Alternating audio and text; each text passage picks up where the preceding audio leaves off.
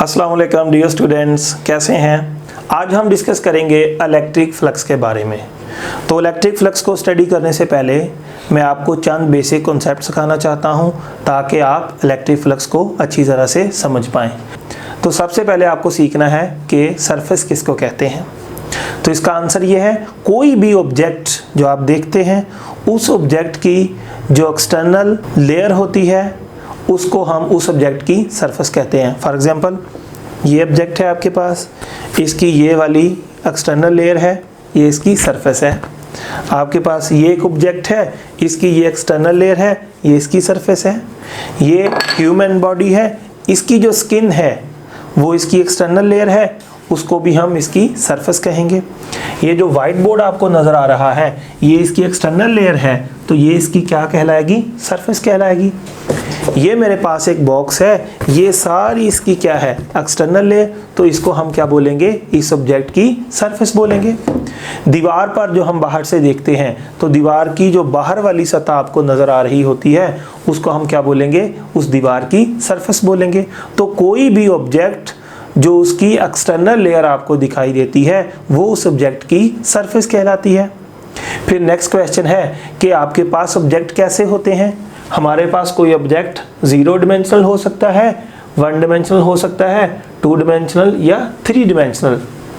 लेकिन मैथमेटिक्स में जो वर्ड सरफेस है वो 2 डिमेंशनल के लिए यूज़ किया जाएगा या 3 डिमेंशनल ऑब्जेक्ट्स के लिए इस्तेमाल किया जाएगा। तो अब मैं आपको बताऊंगा कि 2 डिमेंशनल सरफेस क्या होती है और 3 डिमेंशनल सरफेस क्या होती है। तो इसका आंसर ये है कि ऐसी सरफेस जो इस तरफ फैली हुई है और इस तरफ फैली हुई है, यानी सिर्फ 2 डायरेक्शन में फैली हुई है, उसको हम बोलेंगे 2 डिमेंशनल सरफेस। अगर कोई सरफेस इधर भी है और इस तरफ भी फैली हुई है उसको हम बोलेंगे 3 डिमेंशनल सरफेस। तो यहाँ मैं आपसे पूछता हूँ, ये जो मैंने स्क्वायर बनाई है, ये स्क्वायर की जो सरफेस है बताइए ये 2 डिमेंशनल है या 3 डिमेंशनल है। तो सिंपल सा आंसर है, ये इस तरफ होता है और इस तरफ होता है। क्या स्क्वायर बाहर को भी होता है? तो आंसर है स्क्वायर बाहर को नहीं होता। तो स्क्वायर भी क्या है, 2 डिमेंशनल सरफेस। फिर ये देखिए ये क्या है, रेक्टेंगल। तो रेक्टेंगल किधर फैली हुई है, इस तरफ फैली हुई है, ऊपर को फैली हुई है। क्या रेक्टेंगल बाहर को फैली होती है? तो आंसर है उसको रेक्टेंगल नहीं कहते, तो ये भी 2 डिमेंशनल सरफेस है। अगर आपके पास कोई सर्कल है तो सर्कल की जो सरफेस है बताइए 2D है या 3D है। तो सर्कल इधर को है, इधर को है, सर्कल बाहर को तो नहीं निकला होता ना। तो सर्कल भी क्या है, 2 डिमेंशनल सरफेस रखता है। इसके बाद मैं नेक्स्ट क्वेश्चन पूछता हूं कि ये आपके पास क्या चीज़ है। तो आंसर है कि ये एक स्फेरिकल ऑब्जेक्ट है। तो बताइए इस स्फीयर की जो सरफेस है 2D है या 3D है। ये सरफेस इधर को भी फैली है, ऊपर को भी फैली है, बाहर को भी फैली है, तो ये 3 डिमेंशनल सरफेस है। फिर ये मेरे पास एक सिलेंड्रिकल ऑब्जेक्ट है। तो बताइए इसकी सरफेस जो है 2D है 3D है। तो देखें ये सरफेस ऊपर को भी है, ये सरफेस इधर को भी है और ये सरफेस बाहर को भी है, तो ये सरफेस भी एक 3 डिमेंशनल सरफेस है। अब आपके पास ये बॉक्स है, तो बताइए ये जो इसकी सरफेस है किधर फैली हुई है। तो ये पूरे बॉक्स की जो सरफेस है ये इधर भी फैली है, ऊपर भी फैली है, इधर को भी फैली है, ये 3 डिमेंशनल सरफेस है। मैं आपसे पूछता हूँ ये ह्यूमन बॉडी की जो सरफेस है 2D है 3D है। तो हमारी स्किन ऊपर को भी है, हमारी स्किन बाहर को भी है, हमारी स्किन इस तरफ भी है, तो हमारी बॉडी की जो सरफेस है ये भी एक 3D सरफेस होती है। ये बोर्ड की सरफेस कैसी है? तो आंसर है बोर्ड इस तरफ फैला हुआ है और इसकी लेयर ऊपर को फैली हुई है, तो इसकी जो सरफेस है ये भी 2D सरफेस है। तो मैंने आपको ये सिखाया कि 2D सरफेस कौन सी होती हैं, 3D सरफेस कौन सी होती हैं। तो अब आपने इनके नाम याद रख लेने हैं। जो 2D सरफेस होती है, 2D सरफेस को हम फ्लैट सरफेस कहते हैं, फ्लैट, याद रहेगा। और जो आपके पास 3D सरफेस होती है उसको कर्व्ड सरफेस कहते हैं। उसका क्या नाम होगा? तो आंसर है उसका नाम कर्व्ड सरफेस होगा। तो इसकी सरफेस, इसकी सरफेस, इसकी सरफेस 2D है, इसकी सरफेस, इसकी सरफेस, और आपके पास अगर कोई बॉक्स है तो इनकी सरफेस क्या होती है, 3D, और 3D सरफेस को क्या बोलते हैं, कर्व्ड सरफेस। तो ये आपने सरफेस के बारे में सीखा कि कितनी टाइप्स की होती हैं, किसको 2D बोलेंगे, किसको 3D बोलेंगे। 2D का नाम क्या होता है, फ्लैट सरफेस। 3D का नाम क्या होता है, कर्व्ड सरफेस। जो फ्लैट सरफेस होती है वो बिल्कुल स्ट्रेट होती है।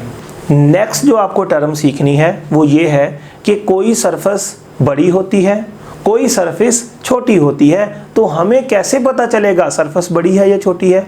तो आंसर है, अल्लाह ताला ने हमें ब्रेन दिया हुआ है, हम देख के पता लगा लेते हैं कि ये सरफेस बड़ी है या छोटी है।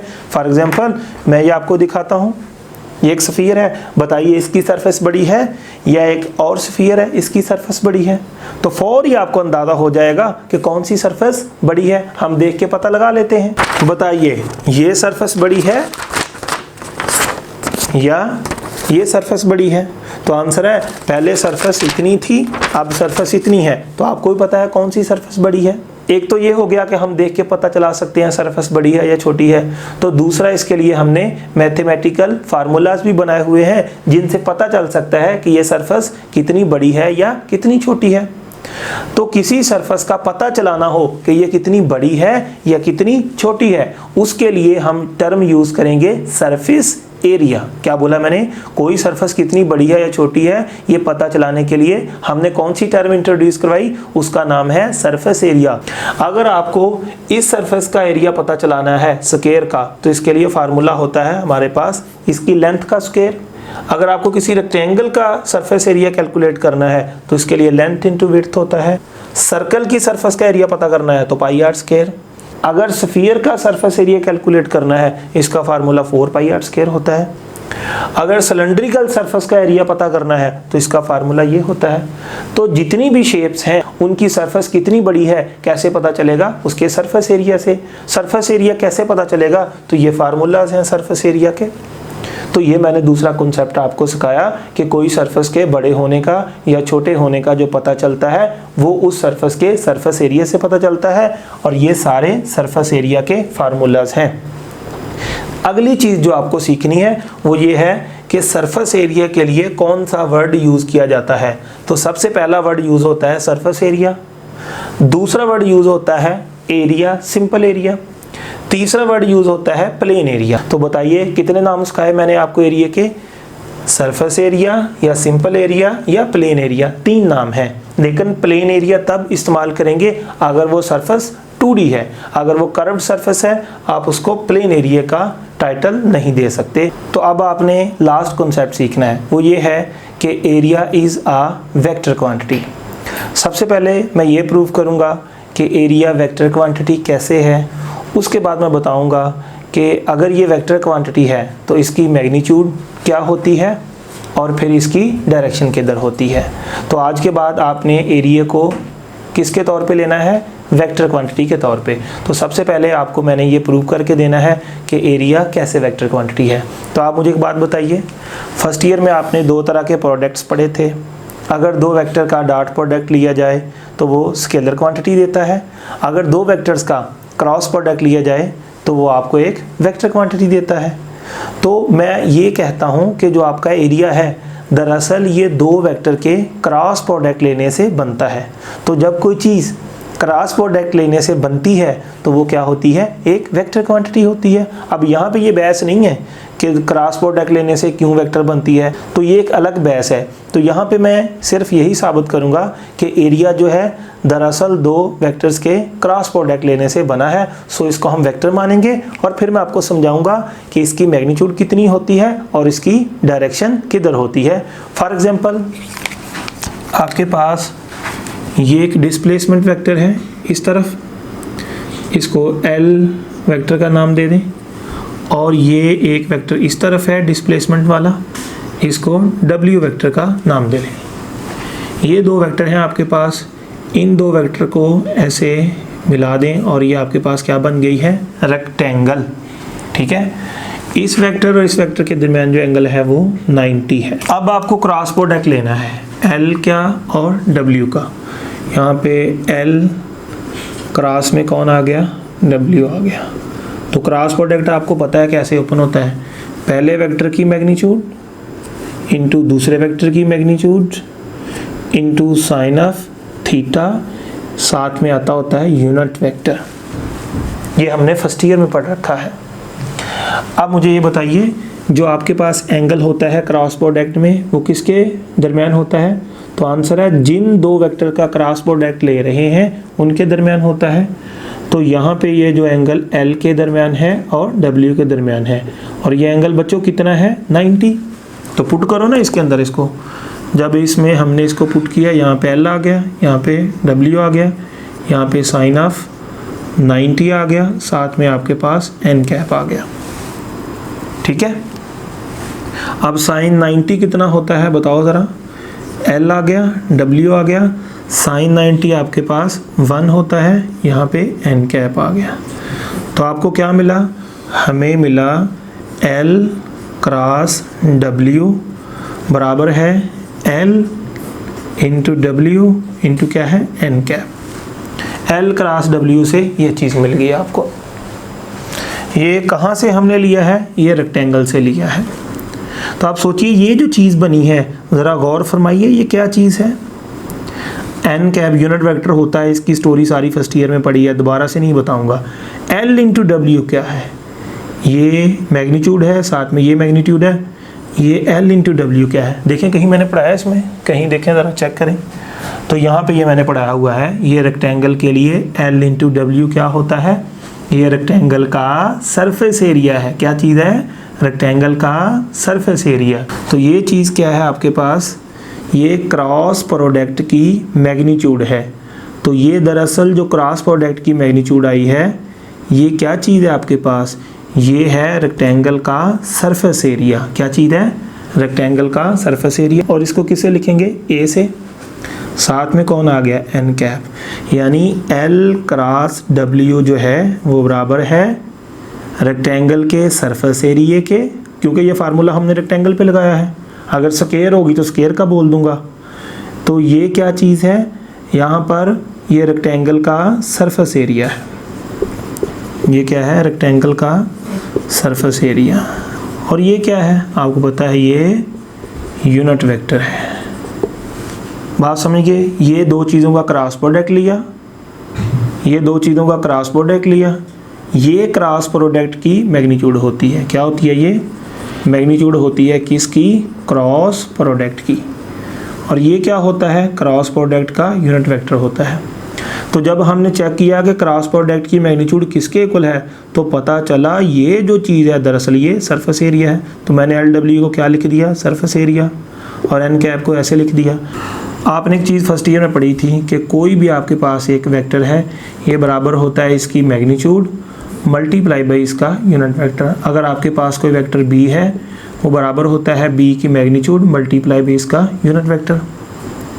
अब मुझे बताइए, यहाँ पर अगर ये मैग्नीट्यूड है, ठीक है, ये मैग्नीट्यूड है, ये क्या है? यूनिट वेक्टर है। मैग्नीट्यूड ऐसे लिख दी, साथ इसका यूनिट वेक्टर लिख दिया।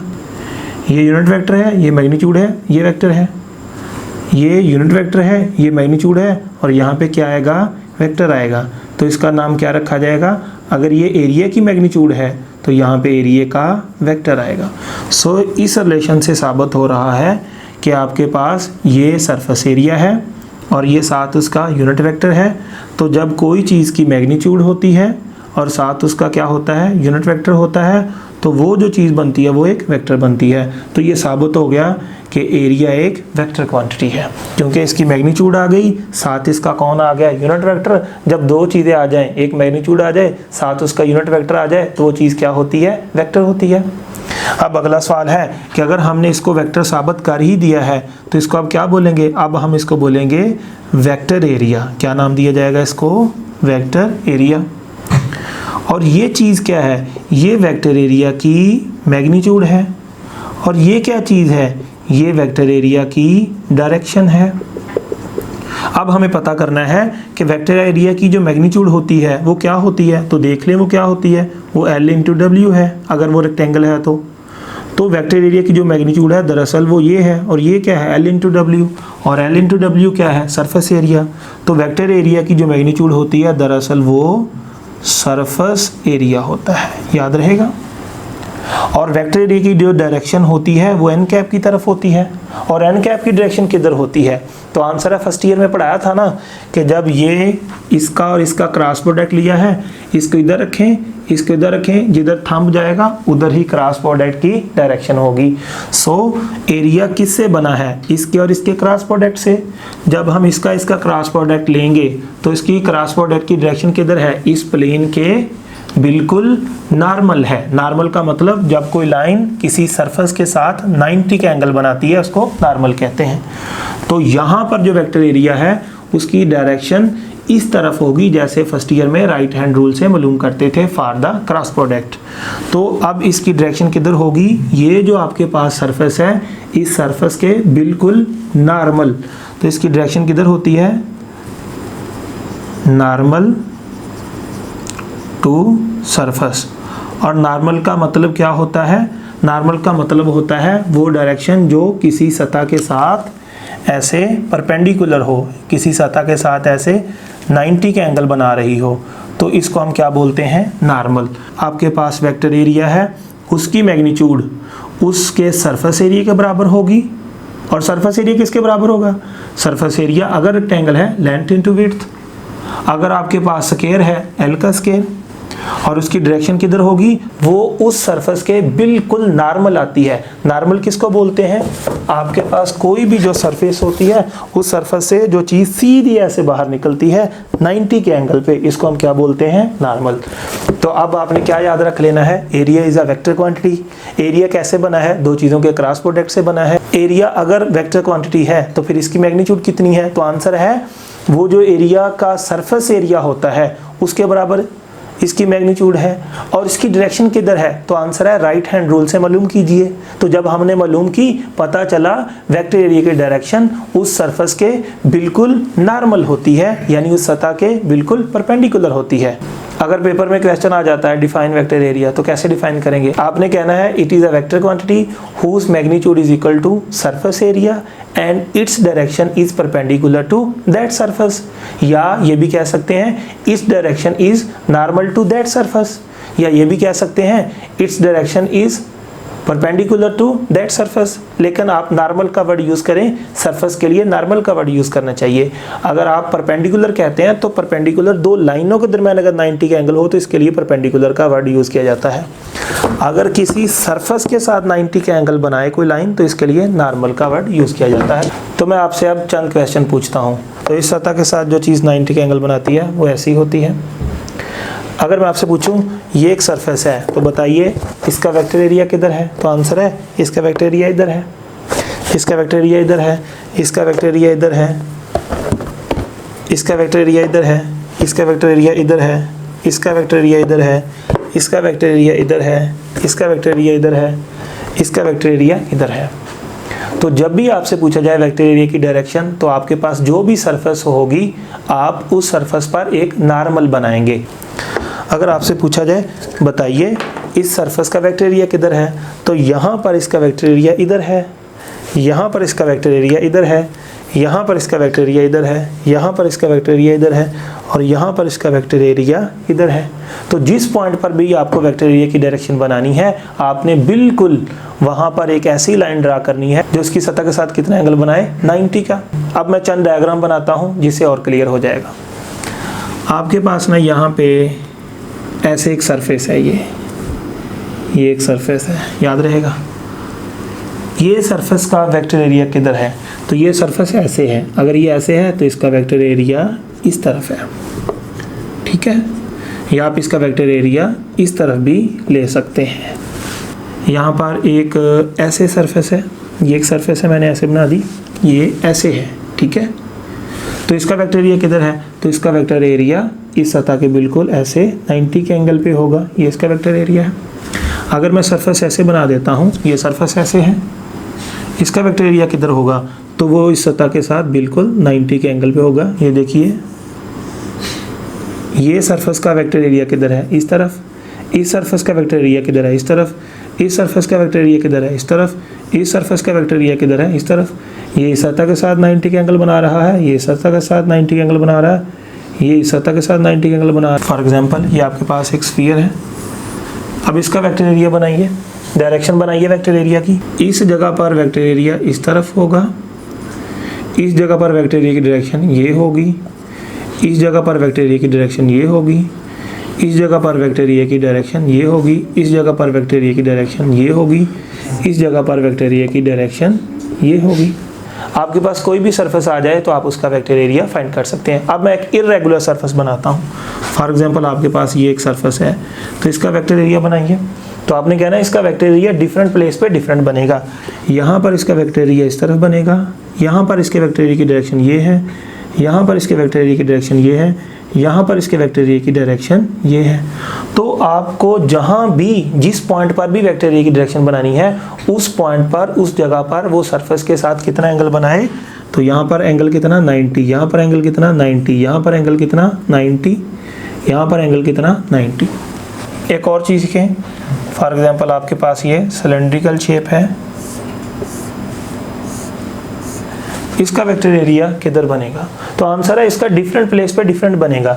यहाँ पर अगर इस सतह के साथ बनाए तो ये इधर बनेगा वेक्टर एरिया की डायरेक्शन, इधर बनेगा वेक्टर एरिया की डायरेक्शन। अगर ये फ्लैट सरफेस पे बनाते हैं तो इसके वेक्टर एरिया की डायरेक्शन इधर होगी, यहाँ पर वेक्टर एरिया की डायरेक्शन इधर होगी। तो इस तरह मैंने आपको सिखाया कि किसी भी जगह पर आप वेक्टर एरिया की डायरेक्शन कैसे बना सकते हैं। बहुत सादा सा असूल है। ऐसी डायरेक्शन में आपने लाइन लगानी है कि वो लाइन उस जगह पर उस सतह के साथ कितना एंगल बनाए, 90 का एंगल बनाए। अब आपको एक और कॉन्सेप्ट सीखना है, वो है क्लोज सरफेस और ओपन सरफेस। तो क्लोज सरफेस किसको कहेंगे? ऐसी सतह जो हर तरफ से बंद हो उसको हम क्या बोलते हैं? Close surface. फॉर एग्जांपल ये मेरे पास स्फीयर है, इसकी सरफेस हर तरफ से बंद है, ये क्लोज सरफेस है। अब आपके पास यहाँ पे ये एक सिलेंडर है, क्या इसको हम क्लोज सरफेस कह सकते हैं? नहीं। ये देखिए यहाँ से पंक्चर है, ये क्लोज सरफेस नहीं है। आप यूँ समझ लें, ऐसी सरफेस जिसके अंदर हम हवा भर दें, हवा बाहर ना निकले, वो क्या होती है? Close surface. आपके पास टायर है मोटरसाइकिल का, तो उसके अंदर हवा भरी हुई है, तो वो टायर की जो सरफेस है सारी क्लोज सरफेस होगी।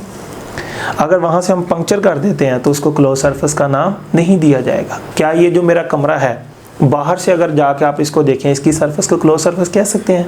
तो आंसर है कह भी सकते हैं, नहीं भी कह सकते। अगर तो यहाँ पे रोशनदान है, एग्जॉस्ट फैन लगा हुआ है, तो फिर ये ओपन सरफेस है, तो फिर इसको हम क्लोज सरफेस नहीं कहेंगे। अगर ये कमरा हर तरफ से बंद है, एक छोटा सा सुराख भी नहीं है इस कमरे में, तो इस कमरे की जो बाहर सरफेस है उसको हम क्या बोलेंगे? Close surface. अगर आपके पास कोई भी सरफेस है जो हर तरफ से बंद हो, उसको क्या बोलते हैं? Close surface. तो ये जो आपको सरफेस दिखाई दे रही है, ये कौन सी है? Open surface. ये कौन सी है? Close surface. ये भी कौन सी है? Close surface. ये भी कौन सी है? ये ओपन सरफेस है, सुराख बना हुआ है। ये मार्कर क्या है? क्लोज सरफेस है, हर तरफ से बंद है। अगर मैं यहाँ से ये खोल देता हूँ तो ओपन सरफेस है। टायर में हवा भरी हुई है, क्लोज सरफेस है। उसको पंक्चर कर दिया, ओपन सरफेस है। तो लास्ट जो मैंने आपको कॉन्सेप्ट सिखाना है वो ये है कि अगर आपके पास ओपन सरफेस है, ये सरफेस क्या है? ओपन। इसके लिए वेक्टर एरिया आप इधर भी ले सकते हैं, इसके लिए वेक्टर एरिया आप इधर भी ले सकते हैं। अगर आपके पास क्लोज सरफेस है तो क्लोज सरफेस का वेक्टर एरिया हमेशा आउटवर्ड लिया जाएगा, इस तरफ ले सकते हैं, इस तरफ। आप कहें जी मैंने इस तरफ लेना है, तो इस तरफ नहीं ले सकते। अगर ओपन सरफेस हो तो वेक्टर एरिया इधर भी बन सकता है, इधर भी बन सकता है। अगर आपके पास कोई क्लोज सरफेस है तो सिर्फ वेक्टर एरिया आउटवर्ड बन सकता है, इनवर्ड बनाना गलत होगा। तो ये आपको एक कॉन्सेप्ट सिखाया। अगर आपके पास ओपन सरफेस है तो वेक्टर एरिया इधर भी बना सकते हैं, वेक्टर एरिया इधर भी बना सकते हैं। अगर आपके पास क्लोज सरफेस है तो वेक्टर एरिया इस सरफेस से हमेशा बाहर को ही बनेगा। आप ऐसे नहीं कह सकते कि यहाँ पर वेक्टर एरिया इधर है और यहाँ पे वेक्टर एरिया इधर है, तो इधर अंदर को वेक्टर एरिया बनाना गलत है। एक और चीज़ आपने याद रखनी है कि जो प्लेन होती है ये 2 डायमेंशनल सरफेस है। क्या याद रखना है? Plane is a 2 dimensional surface. और जो प्लेन होती है ये बिल्कुल फ्लैट होती है। प्लेन के पास क्या होता है? प्लेन के पास लेंथ होती है, विड्थ होती है, फ्लैट होती है, 2 डायमेंशनल होती है, इसकी थिकनेस 0 होती है। 4 बातें याद रखनी है। 2 डायमेंशनल, बात समझ गए, फ्लैट होती है, इसकी थिकनेस 0 होती है, इसकी लेंथ होती है और विड्थ होती है। इसके बाद लास्ट जो चीज़ आपने सीखनी है वो देखिए,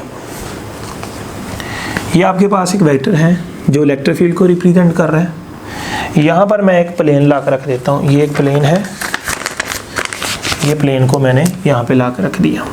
तो मुझे बताइए ये प्लेन जो इसके साथ पड़ी हुई है, ये प्लेन किस तरफ है? ये प्लेन इस तरफ फैली हुई है, ऐसे इस तरफ भी ले सकते हैं आप, इस तरफ ले लें, एक तरफ मान लें इस तरफ फैली हुई है, इलेक्ट्रिक फील्ड इधर है, दोनों के दरमियान एंगल कितना है? 90। तो आपने क्या बताना है, यहाँ पर प्लेन और इलेक्ट्रिक फील्ड का एंगल कितना है? 90। अगर मैं पूछूं यहाँ पे सरफेस और इलेक्ट्रिक फील्ड का एंगल कितना है, तो सरफेस भी इसी तरह माननी है, इलेक्ट्रिक फील्ड इस तरह माननी है और एंगल कितना है? 90।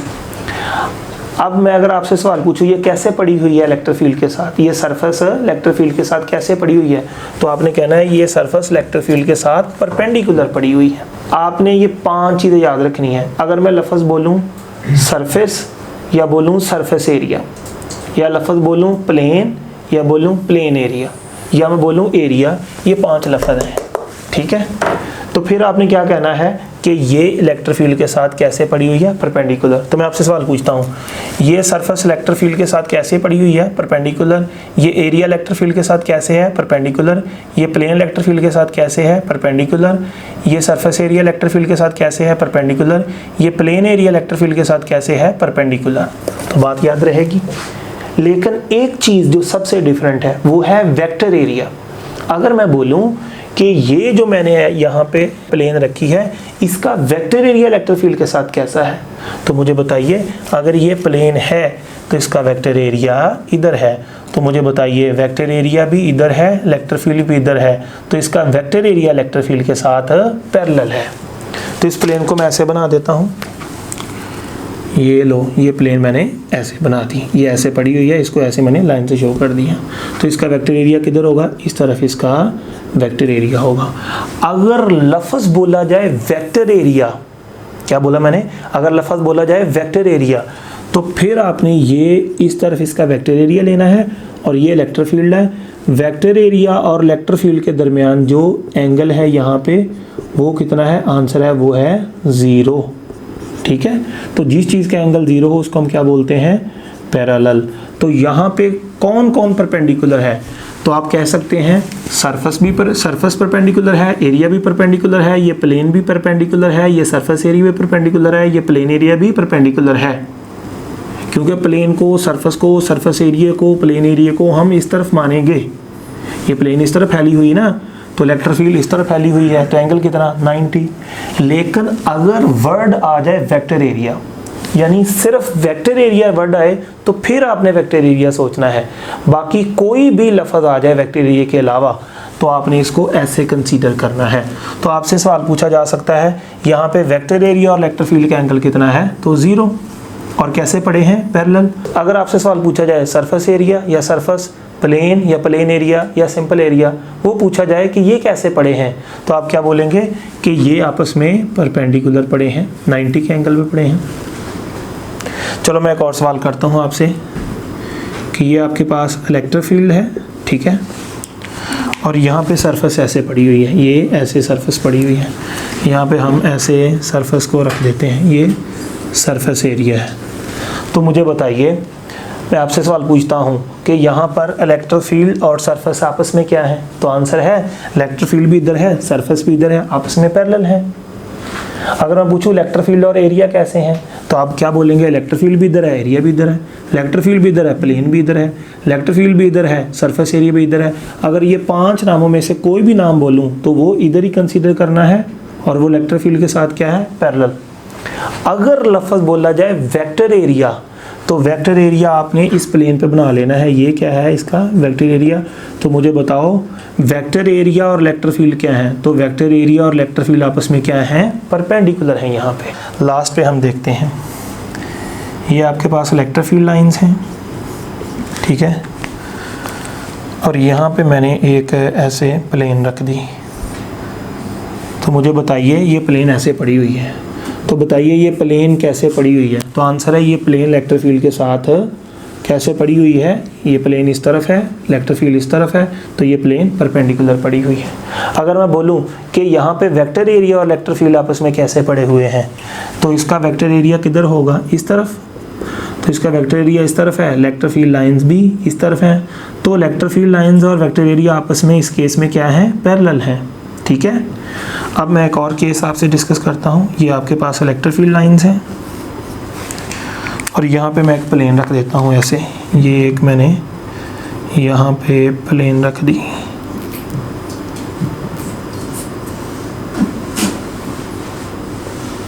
ये प्लेन रख दी, ये प्लेन ऐसे पड़ी हुई है। मैं आपसे सवाल पूछता हूँ, सरफेस कैसे पड़ी हुई है, या आपसे पूछ लूँ एरिया कैसे पड़ा हुआ है, या आपसे पूछ लूँ यहाँ पे प्लेन कैसे पड़ी हुई है, या आपसे पूछ लूँ यहाँ पे सरफेस एरिया कैसे पड़ा हुआ है, प्लेन एरिया कैसे पड़ा हुआ है, तो फिर आपने इसको ऐसे मानना है। इलेक्ट्रिक फील्ड भी इधर ही है तो क्या मानेंगे, पैरेलल।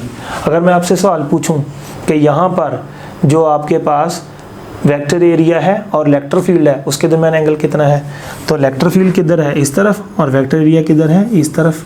तो वेक्टर एरिया इस तरफ है, इलेक्ट्रिक फील्ड इस तरफ है, एंगल कितना है, 90।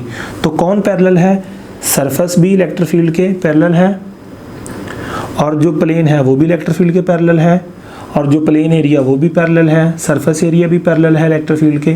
कौन है परपेंडिकुलर, सिर्फ वेक्टर एरिया परपेंडिकुलर है। तो ये एक कॉन्सेप्ट था जो आपने याद रखना है। तो नेक्स्ट हम आर्टिकल में इलेक्ट्रिक फ्लक्स के बारे में स्टडी करेंगे।